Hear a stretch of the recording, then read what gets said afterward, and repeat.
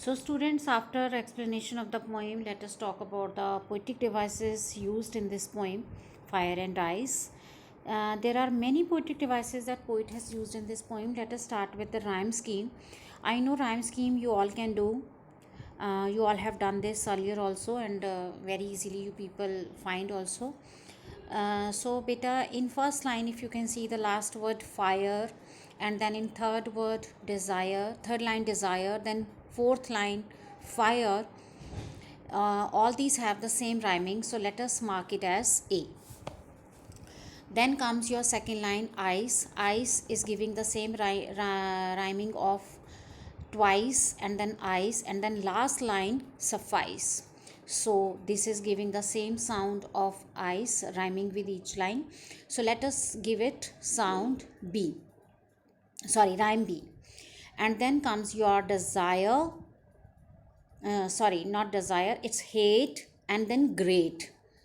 Hate and great is giving same sound, so we will mark it as C. So finally the rhyme scheme in your 9 line is becoming ABA, ABC, BCB. Okay, now talk about the next, that is anaphora. What is anaphora? The repetition of a word at a 2 or more consecutive lines is called anaphora. For example, some say. In this, some say is coming twice. So this is called anaphora. Then comes your enjambment. What is enjambment? When two or more lines run with the same sentences without any punctuation marks, that is called enjambment. You can see the last paragraph and last three lines, line number 7, 8 and 9. To say that for destruction ice is also great and would suffice. Lines are moving, but there is no punctuation mark shown in these three lines, but ultimately they are all the three sentences are a one sentence. So when there is no punctuation mark is given and the lines are moving without any pause or any other mark, then it is called to be enjambment. So line number 7, 8 and 9 is a one sentence, so we will mark it as enjambment. And then comes your alliteration. Now alliteration, you know what is alliteration? The repetitive use of consonant sounds at the start of two or more consecutive words is called alliteration. Now here you can say some say. Some say is giving alliteration here.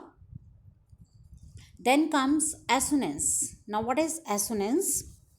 Repeated use of vowel sound. It can be somewhere in the starting of the word, sometimes in between of the word, or sometimes at the end, but the sound of same vowels should be repeated.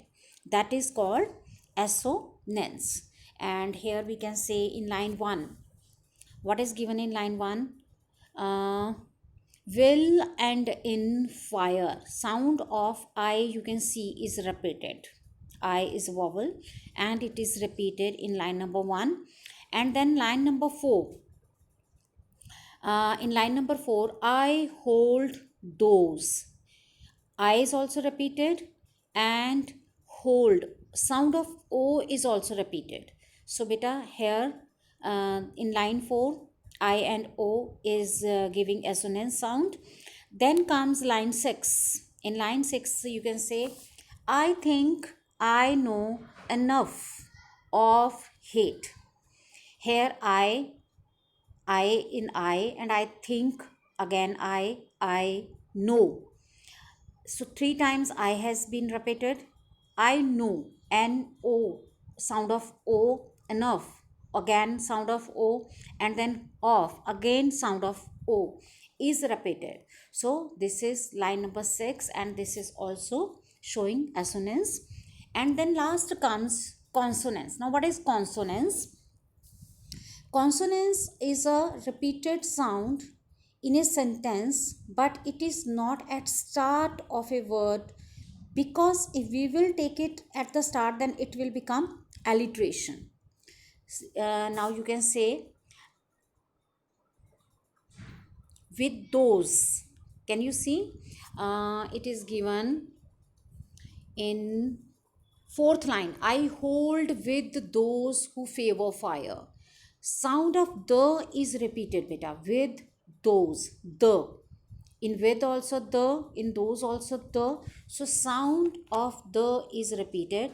This is called consonant sound. So when consonants are repeated in between the line, then it is called to be consonants. So these were all the poetic devices used in this poem. I hope this is clear to you. You can ask me if there is any confusion related to the poetic devices. Now let us once conclude the whole poem.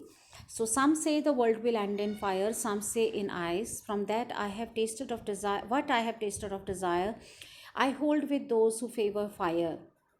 But if it had to perish twice, I think I know enough of it to say that the destruction ice is also great and would suffice. So let us conclude that there are two ways by which the world can be ended, or the world can be perished or destroyed or finished. If it has to end with desire, it will end in fire, and if it has to end with hate, it will end in ice. So these are the two ways the poet has suggested how the world will come to an end. This is all about your poem Fire and Ice. I hope it is clear to you. If there is any doubt, you can ask me now. Thank you, students. Thank you so much.